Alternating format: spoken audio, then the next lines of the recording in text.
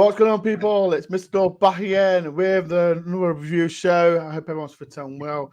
And yes, we're going to talk about, wow, a draw against Chelsea. I'm still got some out with the draw, but we should have won the game. But it is what it is. We're still unbeaten, and it's a point from home. So it's what it is. If anyone in the chat want to talk about yesterday's game, please get involved with me and the lads. If you're new to the channel, please hit the subscribe button, like as well, and any donations as well. Please help. And as well, my friend Des, as you know, he's been doing the Coast to Coast run. He's on his third day. So if anyone wants to help Des, please. He's raised nearly, I think it's $5,000 now. So please, while he's doing his run, please help Des Oldham as well. Right, people, let's get involved. Let's get the guest in as well.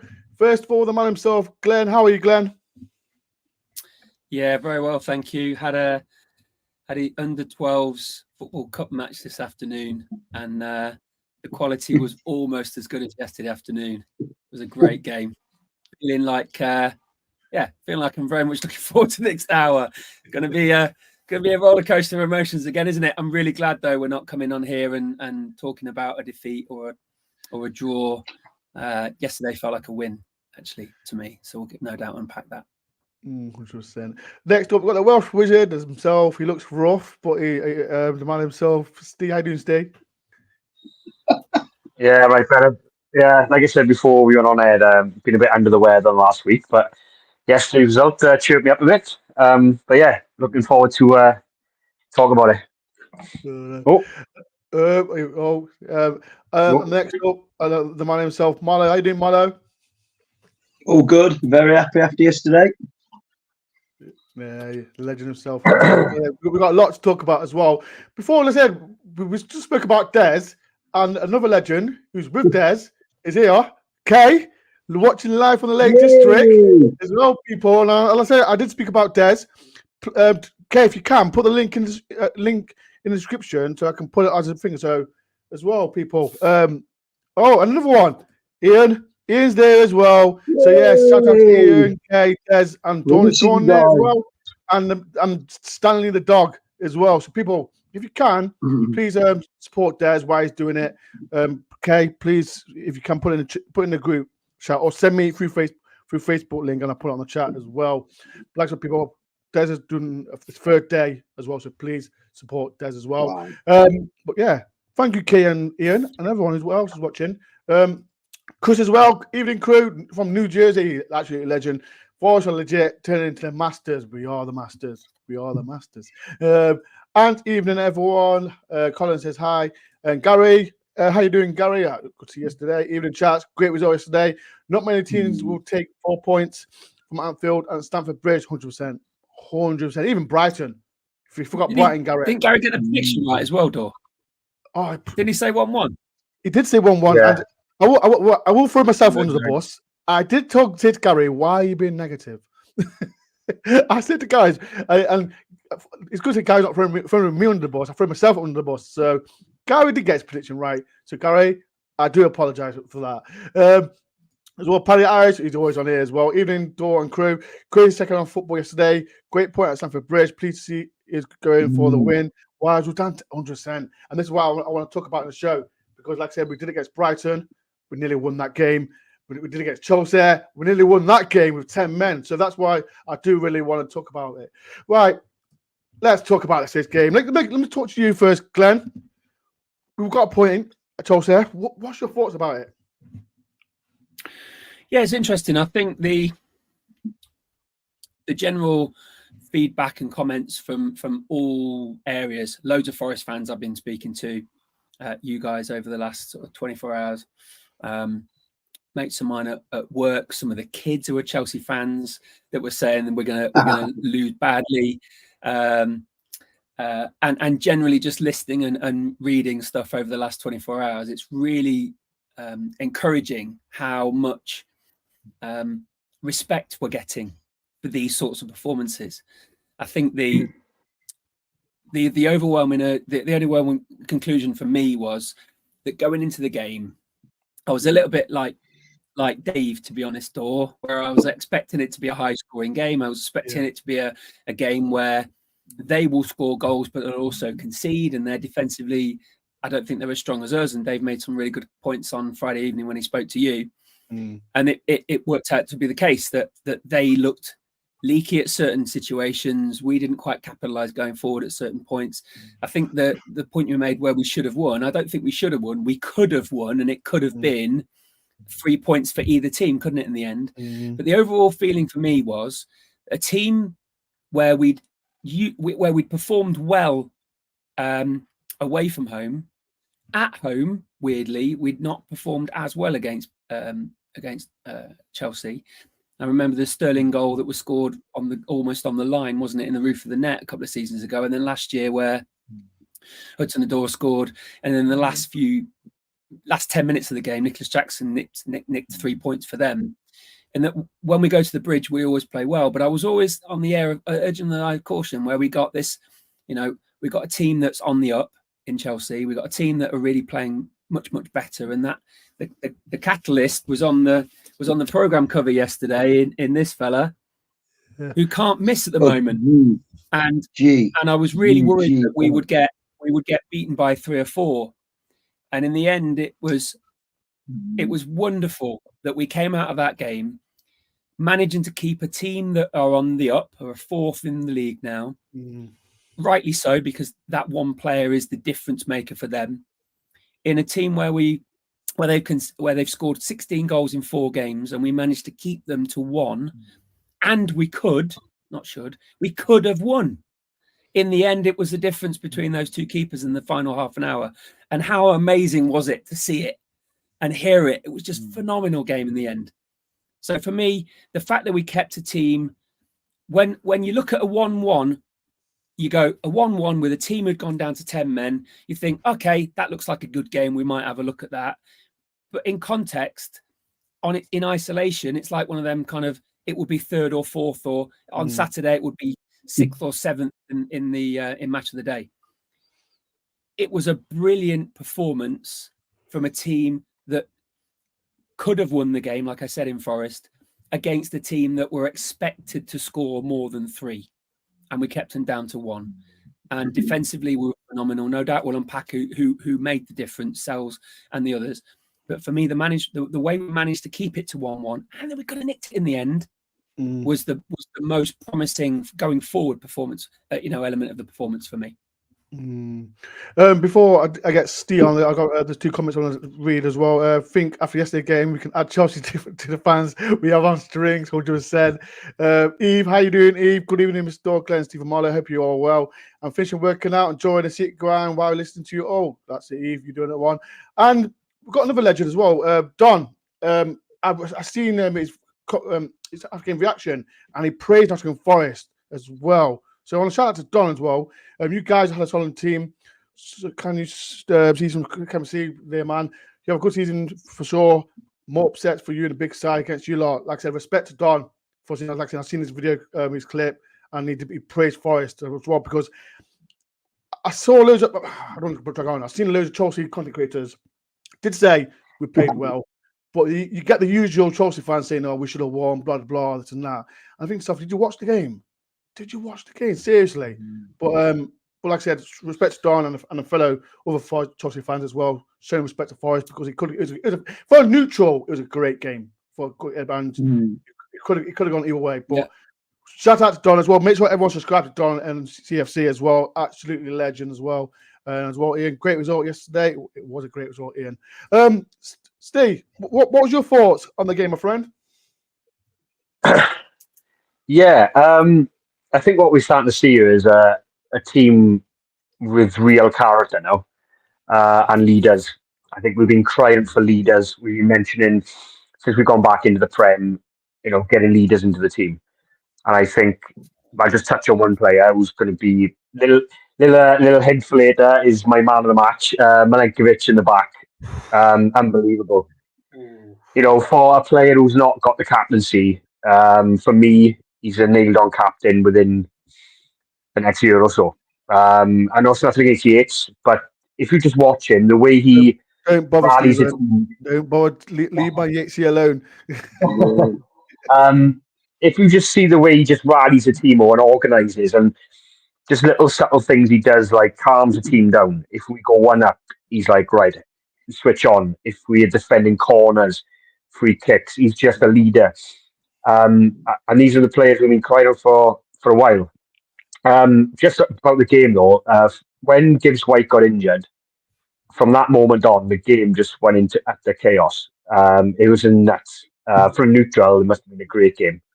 You had the Ward-Prowse sending off, which I'm sure we touch on later. We had the two keepers turn out to each other. We had Murillo trying 40-yarders again and trying his runs again. I mean, we could have nicked it. They could have nicked it. The game could have ended 4-4. And do you know what? If we had, it was a weird kind of game, Ben, as well. Of course, I would have been gutted if they had nicked it at the end, but it was just, again, I'm glad to see us having a go. And even at 10 men, we still pushed. And again, I don't know if we'll touch on the home and away record later on, but we start to show away from home. We're not showing these teams any respect anymore. We are giving it a good go. And with that header at the end with Jota, I almost jumped through the ceiling. Well, if we had scored it, I probably would have. But yeah, it was a mad game. And yeah, it's just the team... Again, we'll touch on the home and away thing later on again, I'm sure we will. But for me, watching Forest away from home now it excites me. I hate to go back to the old regime again, but as we know, it's been well documented. The last 2 seasons, we've been terrible away from home, and we've been really good at home. But I'm starting to feel now, away from home, teams are starting to get a bit wary of us. And we've shown against Liverpool, Brighton, and now Chelsea that we can hurt these teams. And I think these bigger clubs, bigger teams will watch us now and go, do you know what? We can't give Forest any time to, get their counter-attack going with the pace they have. The players come off the bench. And some of the pundits have even given us respect now. And I've seen a few videos today. Even Match of the Day. Yeah, I am caught up with Match of the Day and so on the last 24 hours and the pundits. But Micah Richards and a few others said there's players, and even Talk Sport today, Alan Pardew was giving us praise. Yesterday was saying about Forest excitement, exciting players they have, and so like Glenn said, we are starting to get respect now, which is a good sign. So I think people are going to start taking us seriously, which is overdue in my eyes. Before I get Moller, there's comments coming in as well from Kirsten. I hope the season was with Forest will become a established Premier League football club. We're well away to achieve that, and we are. But I don't want to go over the top. I'm thinking, yes, we are going to do it. Still a long way to go, but we've started very, very well. And it's 10 points we've got. Imagine that, getting 10 points from... It's crazy. It's crazy. And I know Brighton fans, shout out to Luke Links Brighton, actually another legend. Good result yesterday against Spurs. Make sure you go and watch his vlog as well. A legend. don't rub it in, Spurs fans. But yeah, shout out to Luke Link. Make sure everyone go and subscribe to his channel. When you saw the team, because everyone assumed we'll play the Liverpool setup, but I think he got it right, because Chelsea, like I said, we've got good record against Chelsea, but was you surprised with the team? No, not at all. It's weirdly, the last 3 teams have been leaked, haven't they, a couple of days before. So I saw the team. What did surprise me was Callum Hudson-Odoi playing on the right as opposed to the left. But I assume that was to get at Cucurella, who I think is a terrific player that can be got at. But I kind of echo and slightly took from what the guys have said. The game itself in isolation, it was a fantastic game. I ever so slightly disagree with Glenn. I think he's been got at today by the Chelsea fans in terms of we should have won it, because it was a classic away performance. You don't expect to dominate a team away from home. It was a classic away performance where we defended really well and we created enough chance to win the game. And having seen it all back again, like the whole thing, of course we had to defend well, but a lot of their chances came from our mistakes, which is unusual. Defensively, Murillo's been brilliant this season, and he was brilliant yesterday defensively. But on the ball, he became a bit of a liability for 2 or 3 times. Yeah. Well, 3 times he caught it, didn't he? Yeah. And that's, young players up. But getting back to what Steve said, I could see why you talk about captain material. What I like, every time Murillo did that, when a ball had gone out of play, Milenkovic was straight over to Murillo, and he wasn't rollicking him. It was just kind of a look. I don't know what he said, but it was clear he wasn't getting in his face or anything and having him right Mardy. He was getting him to calm down. We know you're a good player type of thing, and that sort of thing. And superb. And I presume we do the man of the match later, but that's dead easy for this one, wasn't it?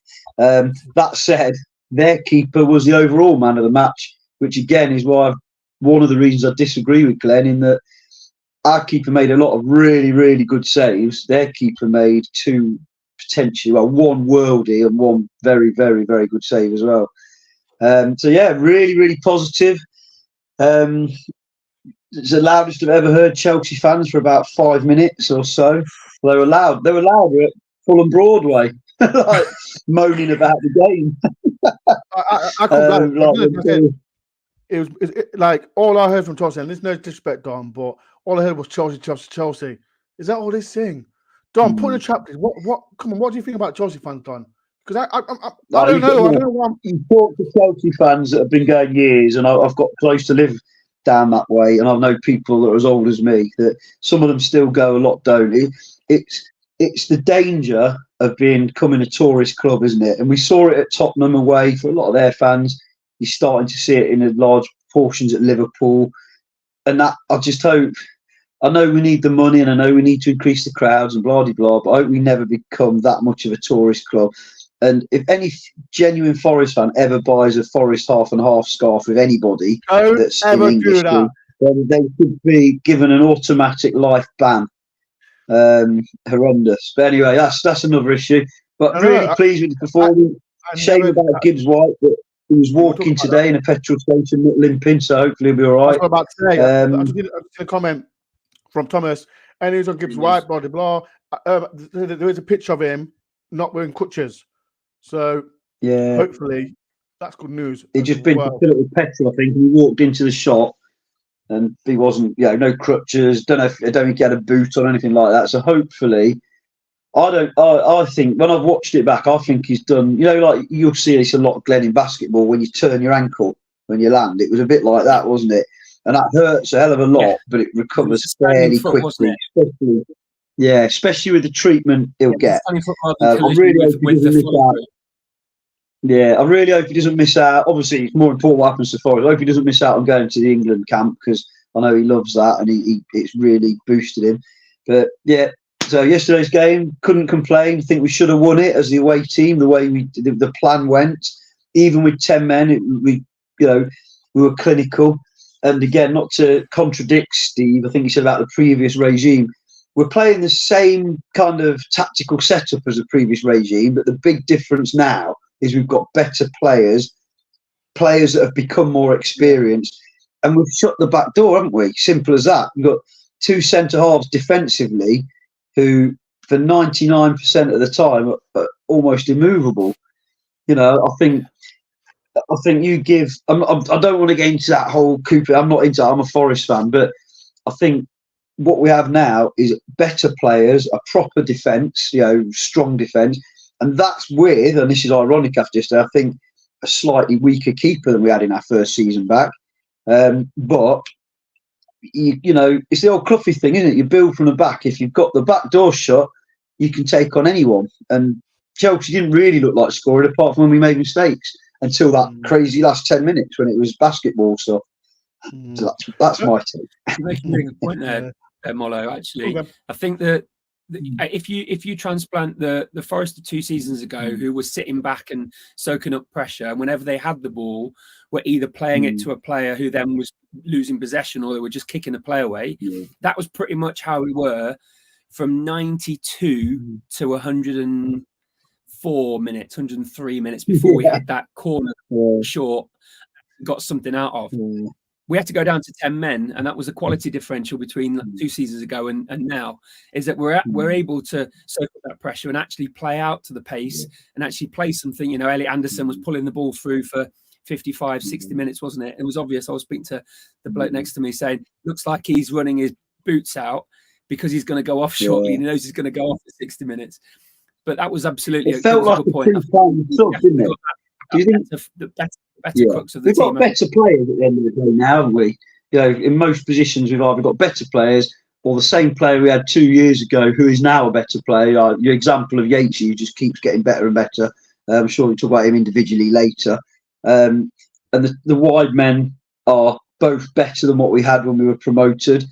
But no, I'm being unfair because obviously Jono now is as good as our wide men, but at that time he's inexperienced.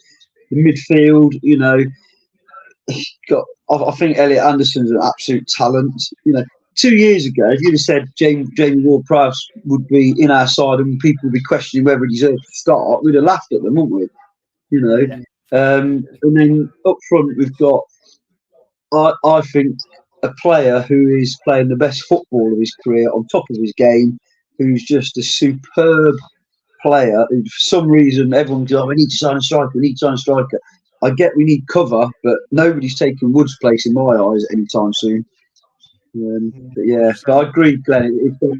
When we get the ball now, we're able to be a bit more clinical and use it. And it reminds me a little bit, and dare I say it, of the Frank Clark team with Boheenan and Steve Stone and Woney. And I know we had Collymore, was a different type of player to anything we've got. But when we won the ball, because that was a counter-attacking side mostly, wasn't it? When we won the ball, all hell broke loose, didn't it? All piling forward. Says everything. With 10 men, the best chance of the game we had in the last 5 minutes was our fullback pushing into their box, almost scoring. So with 10 men, we're getting the fullback into their box one-on-one with the keeper almost. So really promising. And what I'd say is great away form, and it's now time to back it up because things aren't going to end well if we don't change that. 100%. People, please do hit the like button and subscribe if you're new. And like I said, people any donations as well to my channel, please do. We can talk individual play people. So, like I said, in the chat, there's 32 people here. Please do hit the like button as well. Get me to 30 likes if you can. Glenn, like I said, everyone that I start, even myself, Sel's been questionable about his goalkeeping. But like I said, 2 fantastic saves yesterday. Was you one of them? Like, say, oh, okay, bring in Carlos Miguel in. Yeah. I'm not going to lie. Going to Brighton and seeing the car crash that was particularly the free kick. It wouldn't have surprised me actually for the Fulham game or for yesterday actually if Miguel had started. Like actually to say that though, I think he's done enough to up to the point and ignoring yesterday's performance up to that point to not 2 clean sheets, to not necessarily panic the coaching staff and Nuno to the point where he needs to make a change. I think the similarity was after the heavy defeat to Fulham last year when Vlachodimos had played his 5th and final game for us and then we hadn't seen him beyond there. It would need to be a significant error or a number of significant errors over a period of time. Sells is still not, well, let's say this. Our keeper position is still, and I know Molo and everybody else have talked at length about the need to get that solidified and the fact that we've had 10 keepers, what is it, in the last 3 seasons, and we let our potentially best one go. But at that point, Sells is definitely still of the 3, and it's great to see that young lad getting involved with him at the start and you know doing all the warm-ups and stuff with him. Is it brilliant? Or Bot? Is it Bot? Aaron Bot? Yes. What a situation to be in that respect in terms of development. But Sells is still, prior to yesterday, still the man for me. Yesterday hasn't confirmed it any more or less, but certainly he's bought himself a little bit more time in my regard in terms of he's got a little bit more in the bank. The 2 saves that he did make, and I think the double save to Palmer and then the save point blank 6-yard box were 2 of the best saves I've seen from a Forest keeper for some time. The timing of them and the skill they used to keep us in the game right to the very, very end. And like you said, Molo, and I'm not going to take it back, I think we could have won. I think they still had the edge, but we played superbly to keep ourselves in the game. And Sells was the difference maker back there. You might agree, you might disagree. Sells was the difference maker back there for me. I think Nicola was phenomenal, and I'm still going. I'm going to give this ahead of time. Sells was my man of the match for Forest yesterday. He kept us in the game right to the very end, and had he not made that double save and the save right at the end, we wouldn't have been in a position to have Nico trying to nick 3 points or any of the other opportunities that we had, Nico's double shots, etc. We wouldn't have been in that position. We'd have been trying to claw back a point. So Sells is definitely the man for me still.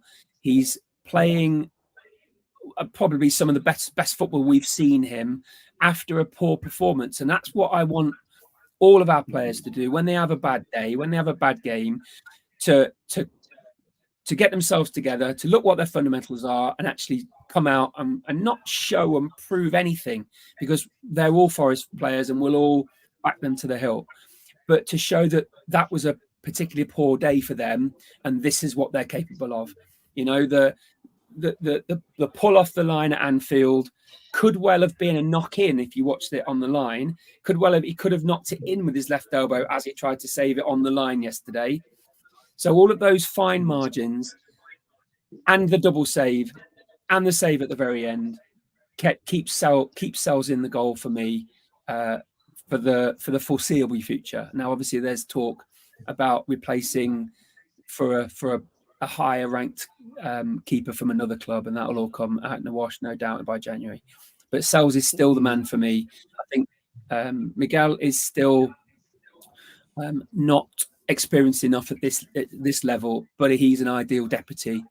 But no, Sells had a cracking game, the best performance I've seen him play yet, and really was the difference. Like I said, could have, should maybe, but could have, resulted in 3 points. And at the end of the game, the reaction that fans gave him as he walked towards, obviously he'd gone through all the way through to the coaching staff and all the way through the opposition players, down towards the shed where we were, and the reaction he got, he looked like he'd scored a hat trick. And I think I don't know as a keeper what the feeling is of perhaps it's performing like that and also resulting in a team, coming back from a lead, then equalising to then nick it 2-1. Perhaps that would have been the difference for making him feel like he scored a hat trick. But the reaction off the line in the first half and how much he was giving the crowd and how much the crowd were giving him back, and right at the very, very end, super delighted for him. I'm sure he's going to go into the international break and come in the rest of the season with us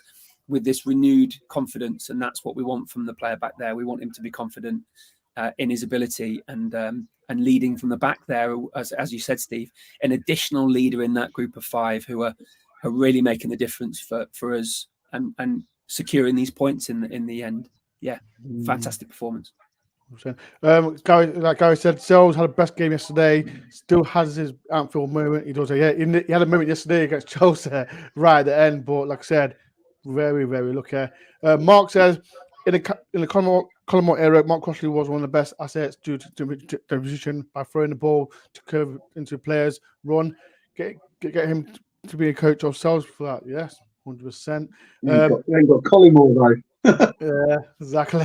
This is for Steve. Steve, please cut your hair and beard, please. Give me. Ryan, if you it's getting to the winter now, so I'm going for the Viking look. I go for the. Listen to it. Ryan, if you donate £500, Steve will do it. Is that all right, Steve? So yeah, if you want to donate £500, Ryan, please do. Thomas says, Thomas, we don't know. We're not going to comment any information, but someone saw him this morning, and he was on crutches, but he was limping. So that's all we know, Thomas. Well, let's talk about my player, because Mr. Ryan Yates has rattled the Chelsea fan base yet again. He rattled the Liverpool fans, and he's rattled the Chelsea fans. What do you expect? This is what annoys me, right? Because this is the top 6, top 4 cartel, whatever you want to call it these days. They expect their top player to take the mick. Like Cole Palmer, 1 or 2 good things he did yesterday, but I didn't see him. I didn't hear him. Fernandez, 105 million. Ryan Yates had him in his back pocket, and I didn't hear him. I hear Chelsea fans on social media, oh, Ryan Yates this, Ryan Yates that. Guess what? He's rattled you yet again. Does it annoy you, Mollo, when you hear this kind of stuff? No, it doesn't annoy me because every team has a player. You know what it is? It's all these top clubs. They're thinking, any away team, go to a top 4 club, and thinking, oh, they can do like McAllister. McAllister didn't do nothing because Ryan Yates had him in his back pocket. He dived a lot, though, didn't he, McAllister? But now, McAllister got it. At the end of the day, every team needs a version of Ryan Yates. You know, Declan Rice is Arsenal's one. He's kind of if you like, a slightly improved version of Yatesy, but 100% he does everything he should do. He's a much better player than he's given credit for because he's so good at the other stuff. People are like, oh, he wins the ball, he closes down, he works on. We know he does all that, but he also is really a much better player than he's given credit. He did a lovely little turn yesterday. Do you remember it? I watched it back today, and he's a high quality player. Oh, second cup of tea's arrived. Thank you. But where's that cup of tea? Where's that cup of tea? That's shocking. But no, for me, he does everything he's supposed to do, and if he's rattling the opposition fans, then he's doing his job correctly. Because let's not forget, a lot of those comments could have been cut and paste from when we beat them 1-0 last season, where Yatesy got under their skin. But last year, they didn't know his name. It was just that blonde number 22 or whatever. So 100%. And final thing I'm going to say on the keeper, Sells is my man of the match, and I agree 100% with almost everything Glenn said. Over time, in the long term, we're probably going to need someone who dominates the area a bit eventually. But what I will say, and this is slightly I'm not being critical of Sells in any way, shape or form. If we swap keepers with their guy, I think they both make all the same saves, apart from I don't see Sells being able to save that header from Jota. I think that was a world-class save, whereas every save... In fact, I'm going to go a step further. Jota's header was brilliant, and it was a brilliant save. Whereas, a bit harsh, he's a right-back/left back at the minute. Williams' finish, when you see it back, it wasn't in the corner, it wasn't down low, it was a good height for a keeper. That header that Sells saved, he was big and strong, he did everything he had to do, but it was a crap finish. You'd be fuming watching that back if it was a Forest player that's not put that away, headed it straight nearly at the keeper. And that's not to take away from Sells, because he did everything he was asked of him.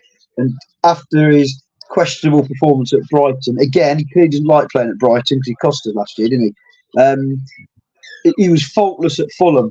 You know, when we lost, he did everything right there, and he was, he didn't do anything wrong at all, and he was faultless yesterday. So I'm with Glenn in that. In the meantime, unless you've always got to be looking to better yourself. I'm now like Glenn. Don't feel the goalkeeping position is as urgent as I was thinking back in the summer after last season. I think Sells has grown into it, to be fair to him. But, we've got a really good centre forward. But if suddenly, Erling Haaland becomes available, then and for us, we sign him, don't we? There's no question. And if a goalkeeper that is much better than Sells, without a doubt, there can't be a doubt on it for me, can't be potentially better, then we have to. Mark Hill's nailed it then. Everybody hates Yates apart from people who understand football at Forest. Exactly. We only sign a better keeper if it's definitely someone better than Sells. And after he's significantly better now for me, not just someone who's marginally better. I think we've got other parts of the squad we can improve if needs be. I think we've got good options at centre back now, but I do like any team that's not a top 3 or 4 team with these massive squads. Take both our centre backs out of our team, and you're a bit nervous, aren't you? Morata and Bolly could do a job, but you'd be nervous if it was for a period of time. But yet again, we've signed more midfielders in the summer. We've got high quality midfielders. We've had Sangara until he got injured, starting to look the part. But still, for me, and clearly for the manager, Yates is in that squad and quite often in the team every game now. and he just keeps doing what he's doing. He don't care what Chelsea fans or whoever else thinks of him, does he? I don't think he cares what some of the known-out Forest fans think of him that publish the rubbish they put about him. But he knows that 99% of the Forest fans and 100% of the ones who know anything about football love Ryan Yates. Do you know what I mean? He's the person that I'd want my daughter to marry. Yeah, everything about him, he's so wholesome, isn't he? Although he's swearing. Ellie's taken already. Yeah, you don't say that. Don't upset Ellie's partner. He's a single girl, obviously. Yeah, listen to me, Ellie. If you're watching, I don't listen to me. You're wrong, Molly. Don't ever. Come on now. I think you've upset Molly's Ellie's partner now. That's just No, they know what I mean.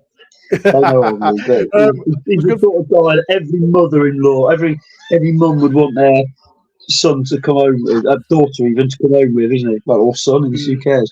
But Jonathan, he's such a, and yet I read it. I think who do we play? It was a Fulham, someone anyway on in social media, not yesterday's game, was moaning saying Ryan Yates, his cheeky little smile and his blonde hair, blue-eyed look or whatever, he goes around assaulting people and gets away with it. It's like, I love it. I absolutely love it.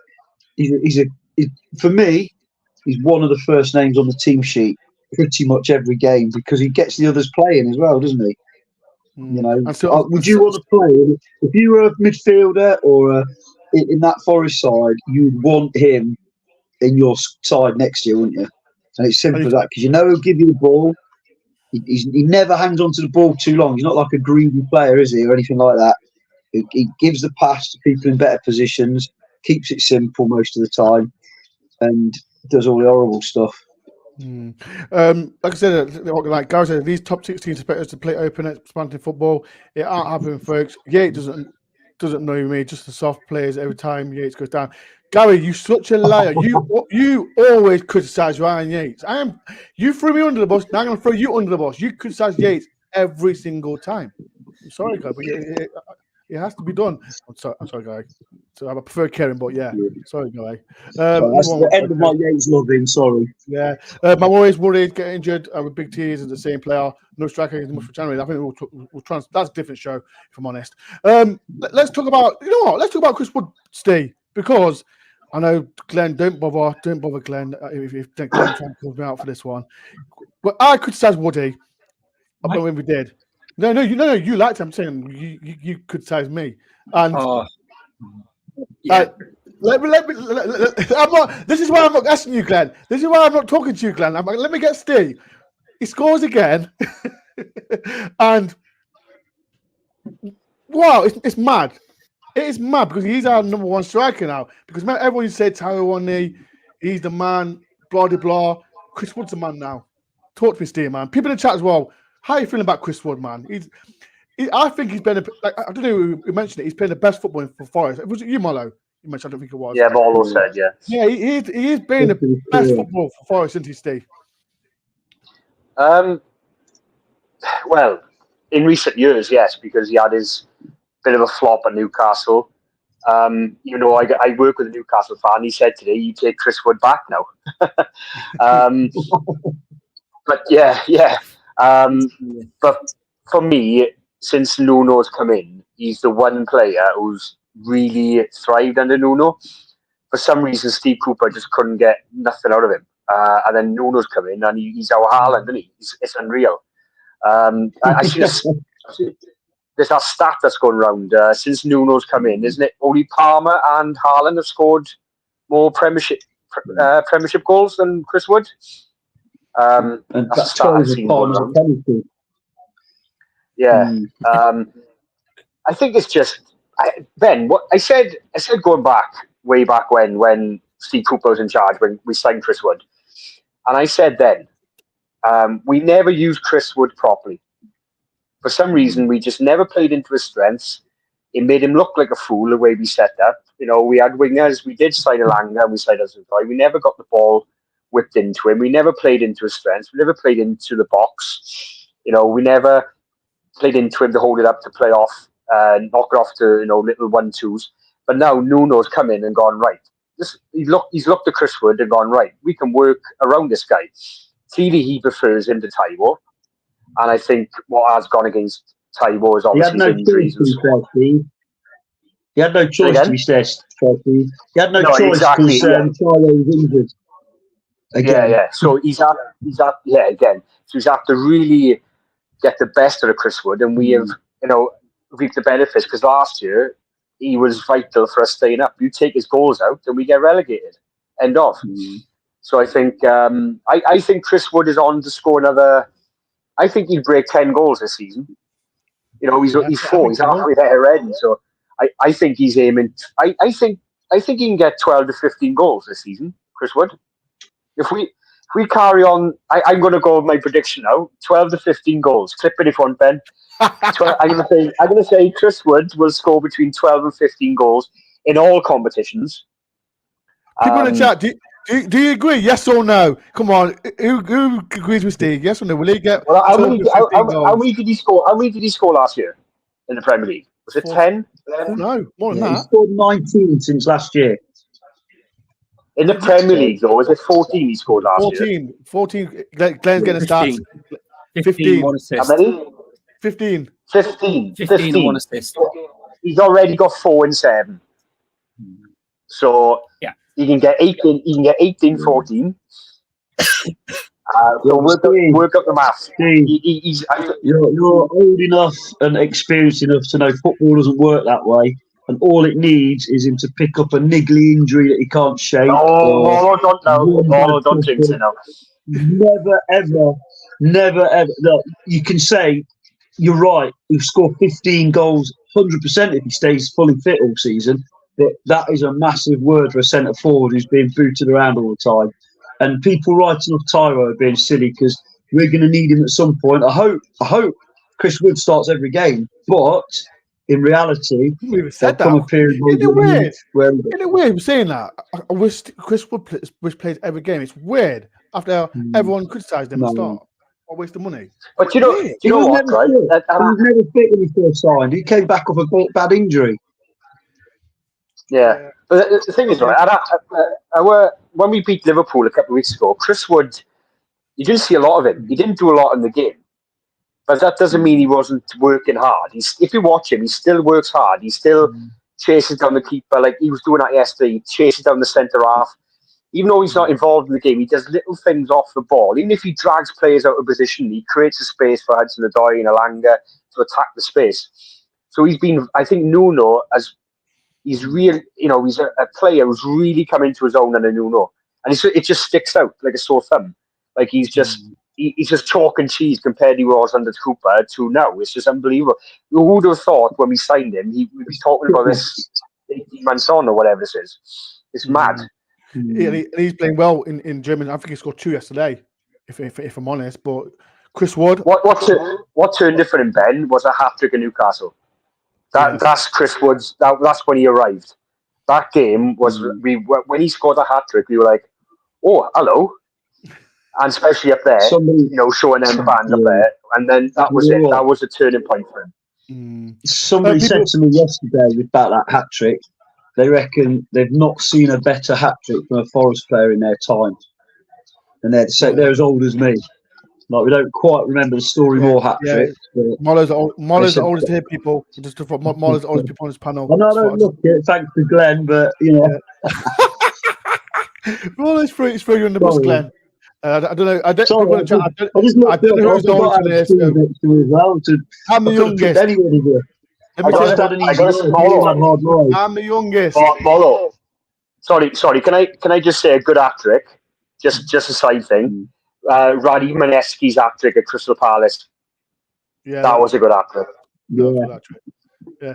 People, please hit like button, subscribe if you're new. Right. This player has been really debatable. Ward-Prowse, because I see people criticising him. He got the assist from a free kick, but then you hear people, it was a daft red card, blah, blah, blah. He took one for the team, I think. After looking back, he took one for the team. And if he didn't do it, I don't know, I think it was Jackson or who it was through and goal. People in the chat, do you think it was a deserved red card or just that stupid from him? Let me ask you, Glenn. Was it What's your thoughts on the red card? Deserved red card. Yes, it probably would have been a straight red had he not got one in the first half for that. Should he have done it? Yes. There was some talk this morning. I was looking of had Stevie Gerrard done that, or in that season when he slipped in that game, it may have been a different outcome. Chelsea may not have scored. Thank God he didn't. I think yeah, right. I think the flack that he's getting from Forest fans is because he hasn't transplanted James Ward-Prowse in his prime, where he was running with Bowen, running as ragged a couple of seasons ago, into the Garibaldi and switched it on straight away. I think there's the point where you've got to give a player a little bit of time to bed in. I think him and Elliot Anderson are playing really well, although at points yesterday they were almost playing each other's position and getting each other's way a little bit. But they're working really well together, and the better they work together, and the sooner they develop those where he's going to be when I'm where sort of decisions, we're going to be a better, more solid. Obviously, it's going to be a few games before that comes back again now, but a better team as a result. Did he need to make that foul? You never know, do you, what goes through a player's mind when you slip and you see an acre of green space in two channels in front of you, and Nicholas Jackson has already got half a yard on you with a ball at his feet. You never really know what to do in that sort of situation. I understand why he did that, but Murillo had two similar slips, and we got away with it. That's as much as I'm going to say. We got away with it. Now, James Ward-Prowse for next season probably wouldn't do that, because he knows that the players who would have solved that problem for him wouldn't mean that he didn't have to handle it. At certain points in the game yesterday, he was giving the back four a really hard time because he was on his own. In fact, it was the point where he got his booking.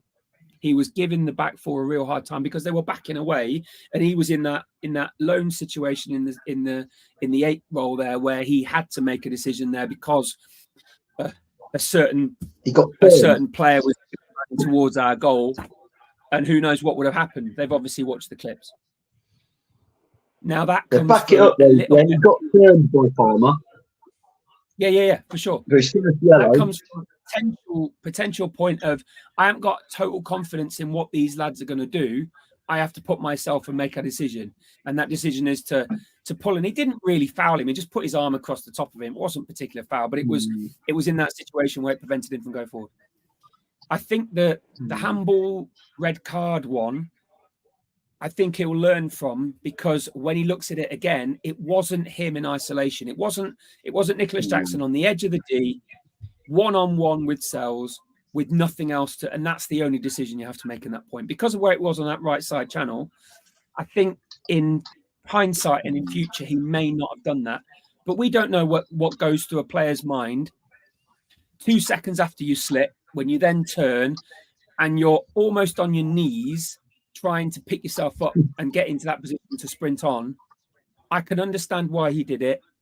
I'm not giving him any flack for making that call, but I think a player who comes in 3, 4, 5 weeks ago will know a little bit more about the defenders and what the other players are going to do to back him up. And it wouldn't necessarily be a thing that he would do again in a similar situation. I don't know. I'm not going to give him. I know it's disappointing that we haven't got him for next season. I can still hear what you were saying, Dore, about Ward-Prowse is taking a free kick, and then what came. Ironically, the second one that was top keeper's right was a lot more like him. It was on target. The first one was a bit weak and meek and didn't really have that. I don't know if if we've got a lone player who's that sort of free kick taker anymore, because he didn't do it at West Ham in the same level that he was at Southampton. But what he offers for his midfield, Anderson, I'm delighted to see, and I want to see that more. Have you seen it back, Glenn? The first free kick. Not sure. No, not in the way that you have. Only the highlights I saw on Yeah, Match no, Today. all I was going to say, at the time I thought, what the hell was that? But it was actually the exact same free kick we scored from. Milenkovic forgot to make his run, and then Milenkovic apologised. At the time, I thought he just put it wide. Yeah, but he was did. deliberate. It was really. I'm like you, Ben. At the game, I thought, bloody hell, is it the curse of the Forest set piece? That even the best set piece taker in the country can't even take one. But when I watched it today, and I'm like, oh, okay, I get it now. And then it was the exact same kind of free kick we scored from. But Milenkovic this time did make his run, didn't he? So I'll take that point. I agree with Glenn about the red card, other than to say, once he slipped, I would have done exactly the same. I thought I'd have tackled the fella, but he actually just grabbed the ball.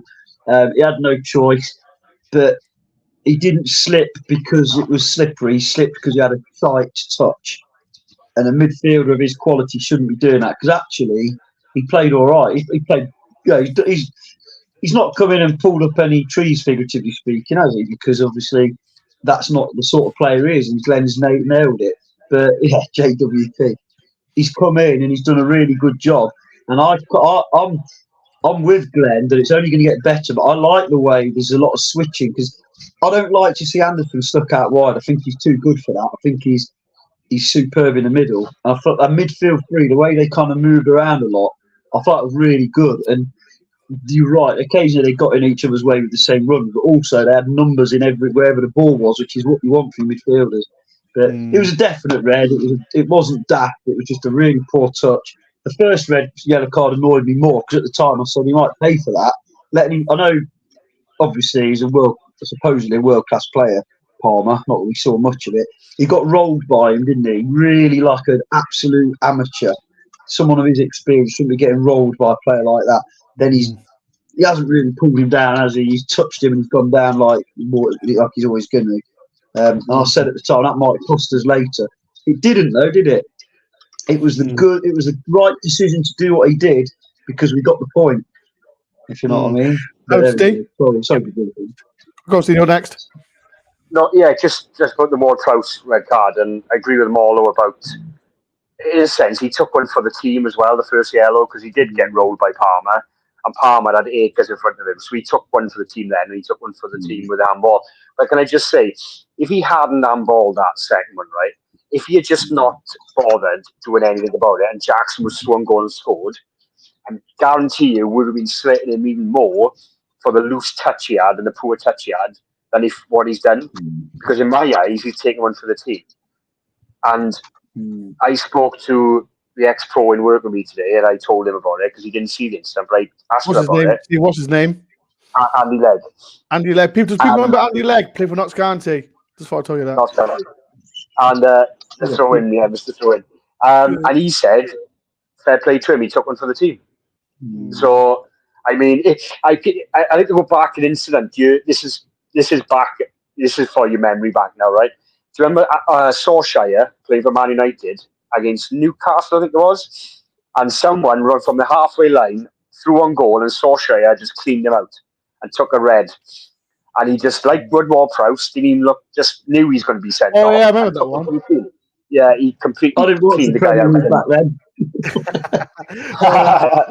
League One, was that was in a 23-year hiatus from watching the Prem. Sorry, Steve. Sorry, Ben. That's all I'm going to say, Ben. Okay. I think he took one for the team. We've got 5 minutes to go, but there's some guy that I think he start running, and he wants to come on this chat for a bit. So people, put the thumbs down. You think, give him as much boost as you can, because I've had enough of this guy already. The man himself, Des, is here. Des Oldham. Evening. So, how's everything, Des? It's all right. Much better day today. I had a bit of a drama yesterday, all sorts going on, but managed to get plenty of miles in, back up not quite on track, but did 2 massive mountains today. So really pleased, because I was full of fear this morning. Really, really dreading it. First time I thought I might not be able to do it. But by the end of the day, I was still running a little bit after these mountains. So feeling really positive going into the rest of the week. Des, but before we get everyone gets man of the match, Des, did you watch the game? I didn't, funnily enough. Oh, for frick's sake, Des, man. I tell you what, people, Des is going now. This is about the football chat. Bye, Des. I've had enough. Yeah. Go on, Des. Sorry, Des. I was even in bed before Match of the Day came on, asleep because Oh, it had been such a hard day yesterday. Honestly, the weather and the car breaking down and all sorts. But it's not put a stop to anything really. It's just one of those things. We'll crack on. The little bit of feedback, and I've not read much. Honestly, I can't even keep up with my own social media, to be honest.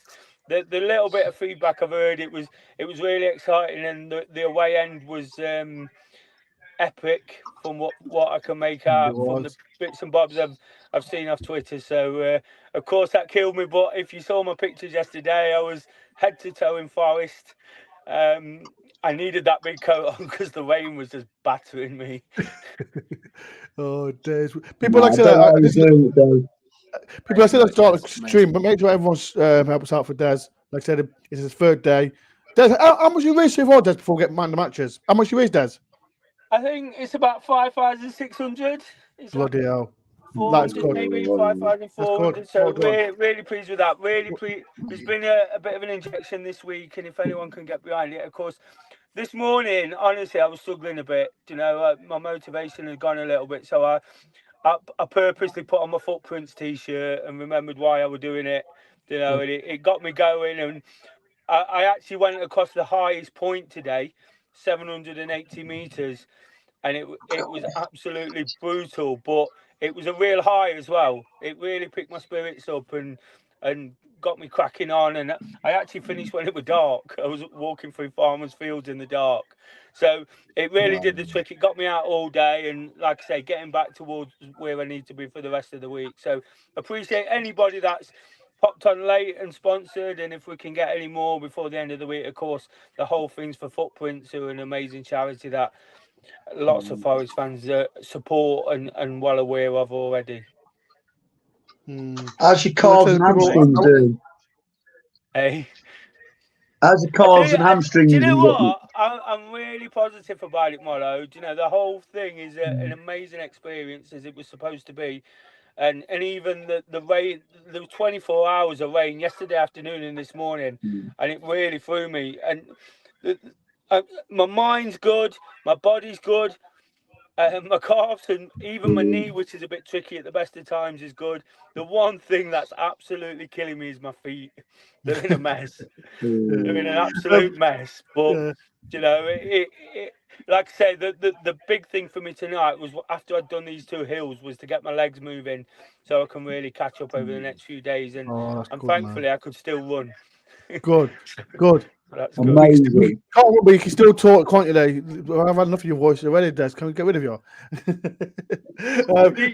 You banished me to the Lake District for a week, didn't you? 1 month ban. Oh, ban.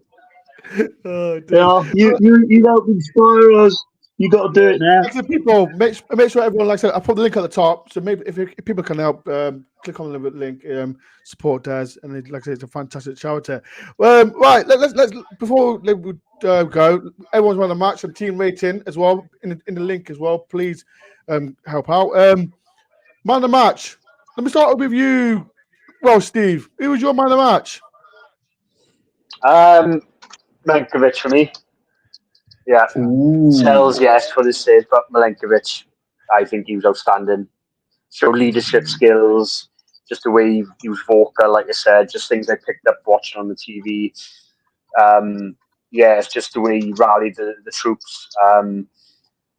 He kept Jackson quite quiet. I think Palmer didn't do a lot. Maybe there was things going off as well, like Murillo and Milenkovic got stuck in as well from the back. But yeah, like Molo touched on earlier, the way Milenkovic handled Murillo as well, the few mistakes Murillo did, I think Milenkovic for me was outstanding, I think. And team rating, I'm going to give for a very good away performance. And we said in the very beginning, not many teams, like Gary said in the comments, not many teams will take points at Chelsea this season. I'm going to give an 8 out of 10, I think. I'll take that. Game-wise, I think the game, for entertainment, the game was close to being 9-0 maybe 10 out of 10. It was a great set, especially the last 30 minutes from neutral. It was outstanding. Before I get Molo, Gary says need Darwin just back. No, we don't. We don't need that back at all. From the mountains. So no, he's doing mountains instead. So no, we're not getting it. Well, it's upstairs if Des wants to do it when it comes back from his coast to coast. People in the chat, do you want it? Yes or no? I'm sick and tired of his voice already, if I'm honest, and I'm not missing him one bit. Sorry, Des, just thought I'd tell you that. Mark said, even in paddle, loving life at top of 10. Yeah, but top 10. It's amazing, isn't it? Absolutely amazing as well. Molo, who's your man of the match on your team rating? Des. Man's done 3 marathons equivalent in 3 days. Listen to me, right? This is not the Des show. I know Des is doing all the coast to coast run, but this is not the Des show, man. Come on, man. No, I'm in all. You know, me and my wife struggled around the Robin Hood last weekend. I couldn't walk. I could just about walk today. No, you can't. Listen to me. Stop praising him. You praise yourself. He deserves it, man. Deserves it. I'm in awe. I don't know how he's doing it. Anyway, my man of the match, it has to be Sells because of the job he did. But I echo everything that Steve says about Milenkovic. That guy, I don't want to tempt fate, hasn't put a foot wrong. And he's like, he's basically, you know, if we're being honest about it, he's just a young version of what Bolly probably was at his peak, isn't he? He's absolutely superb. Dominating, you know, everyone talks about his leadership skills quite rightly, but he's a hell of a good player as well. He needs just his decision making. He never dives in when he shouldn't, and he never, you know, he's been beaten for pace that I remember once in the whole time we've had him, and that's supposed to be his weakness. And you know, he's reading the game. You know, I don't want to big him up too much because it might fall flat in the next game now. But Milenkovic, and because of Milenkovic, we're getting more out of Murillo defensively as well. I mean, I know he had a dodgy day on the ball on yesterday, but man of the match Sells close, and then Milenkovic and Yates just behind for me. And team performance, it could have been a good 8 or 9 if we'd have nicked the win. I think we should have nicked in the last 10 minutes, but I'm going to go 7.5 because it was a really good point that we didn't necessarily expect. I'll take that. Glenn, what was yours? Yeah, I'm going to go with an 8 based on not only the way Sells and Wood and Milenkovic and James Ward-Prowse linked up for the goal, but the way that Alex Moreno kept, along with Aina, just kept that wide threat really, really quiet for the vast majority of that game. I think the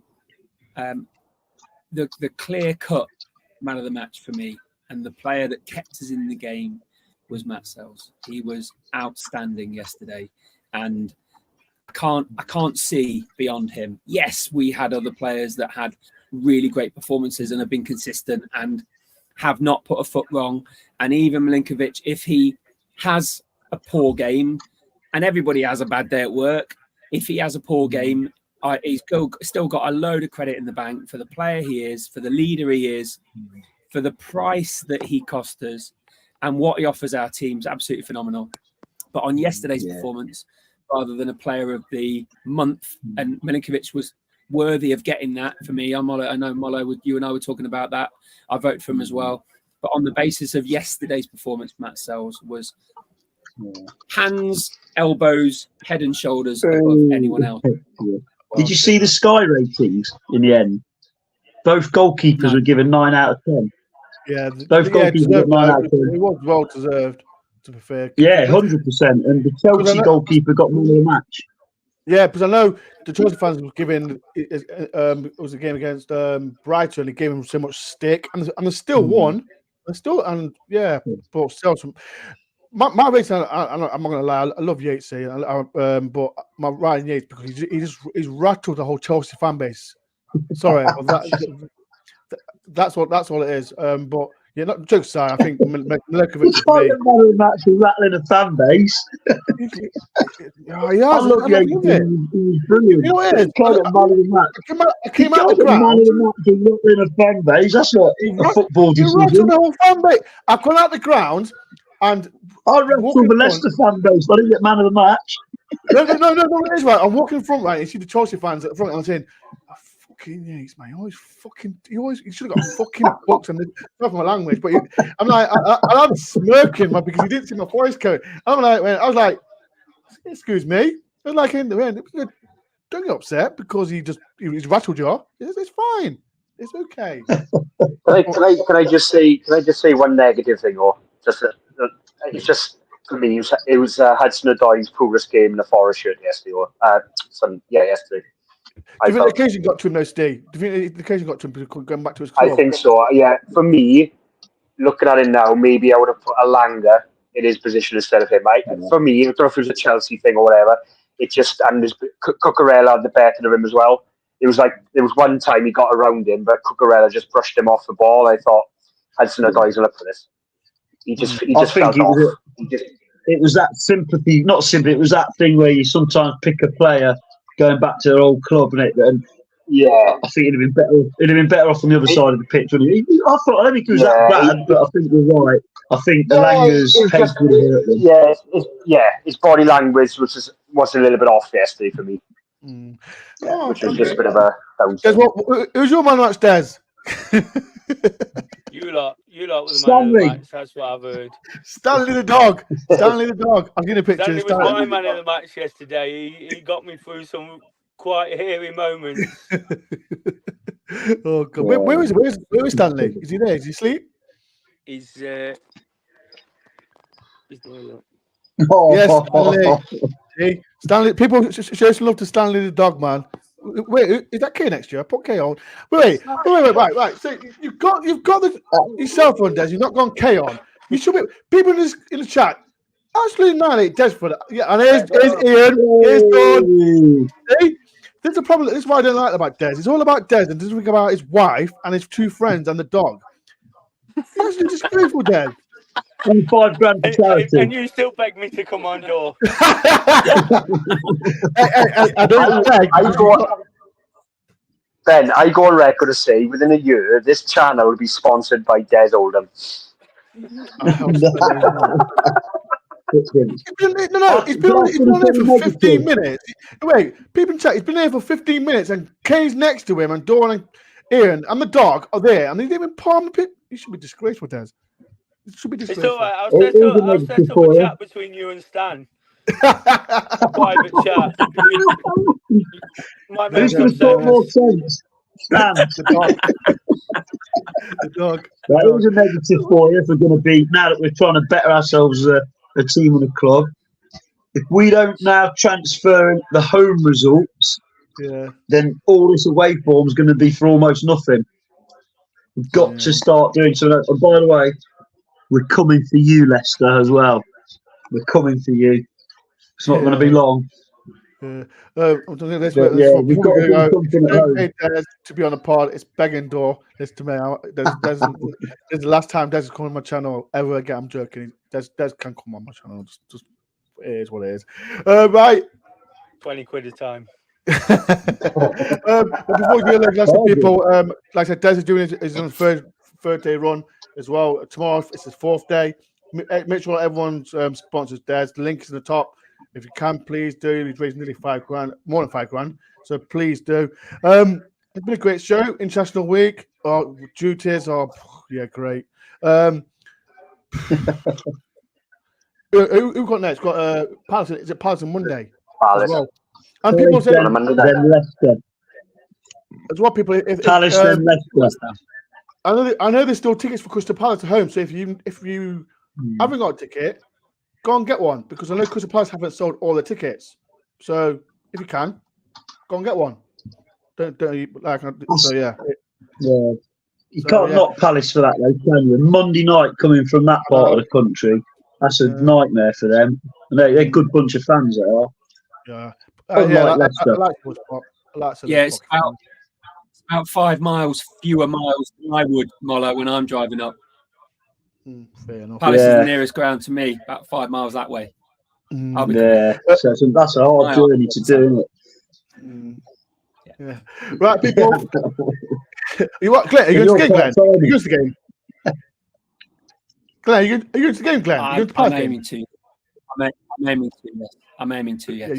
Yeah, I'm on holiday that week. He's a part-time anyway. Finishes at 3 o'clock every day. Glenn can do a watch along. But yeah. 7 till 7 again today, my lad. Huh? What? 7 till 7 again today. You teachers. Yeah, great. I know. They're talking teacher talks. I don't understand what they're doing. But yeah. Right, people. Right, people. We get going. Thank you for everyone as well. If you are rewatching this, any comments as well.